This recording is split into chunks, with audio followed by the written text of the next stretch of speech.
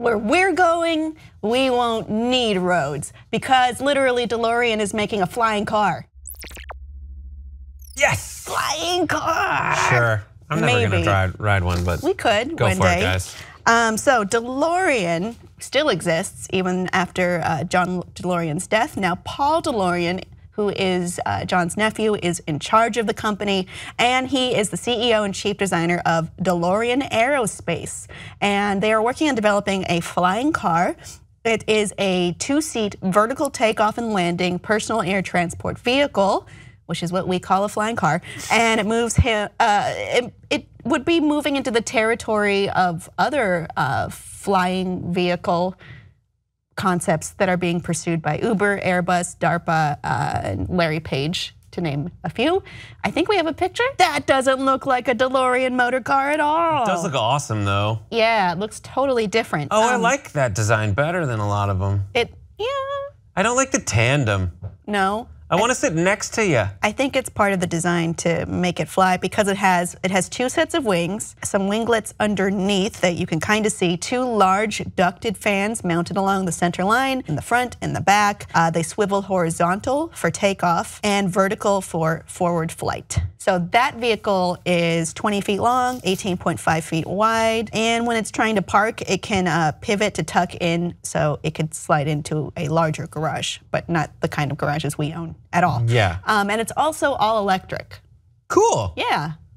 I like this. I like the design. I like that it doesn't have a billion. There's a German company that has a flying car that actually took off and moved around, and it looks, picture just a normal plane, but along the wing flaps, they have like 1,000 tiny engines that are about this big, and by adding more, it's okay because they lift more than they weigh, so it just helps every time you put a new one. But yeah, I don't know. Would you be interested? Would I fly one? Would you be interested in flying a flying car? I need a long R&D stage. Yeah, no crap. But then probably, yeah, I would try it. Yeah. I don't think I would buy one right away because I'm not wealthy, but one day.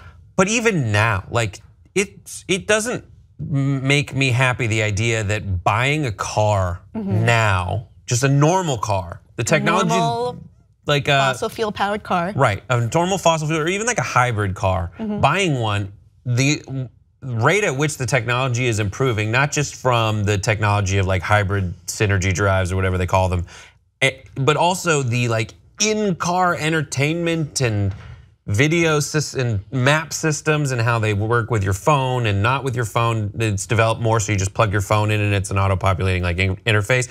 Like that gets outdated so quick. Yeah.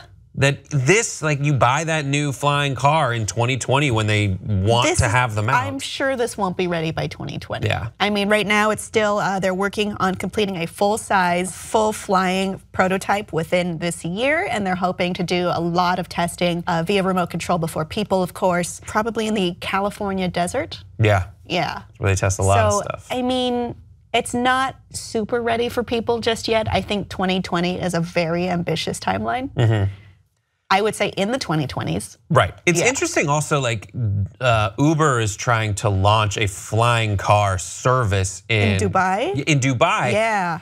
And it's just, I mean, right now, you fly in and out of an airport and there are sanctioned locations for you to get picked up by Uber. That's kind of the format that they'd have to launch for a flying car Uber, which is there are these pads where the flying cars can recharge and you go to get picked up.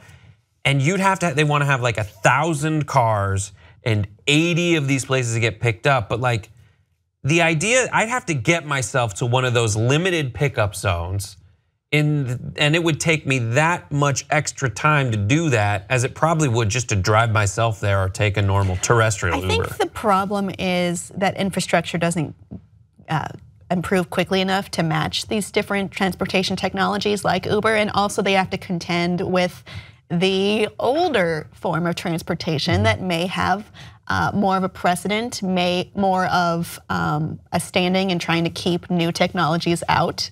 Yeah. I'm talking about taxi cab companies, you know, and it's that to contend with as well, on top of creating this brand new technology and form of transportation. And why are we spending all this money when we have a totally attainable form of getting around the city. The technology is there. Uber's zip line. What? We need Uber's zip lines. Have you ever done a zip line tour? Those things are amazing. And just set up a zip line. You gotta take a little escalator up to the top and you zip across town. But isn't that just more based on 2 points and 1 point has to be really high? Yes, well not really high, just higher.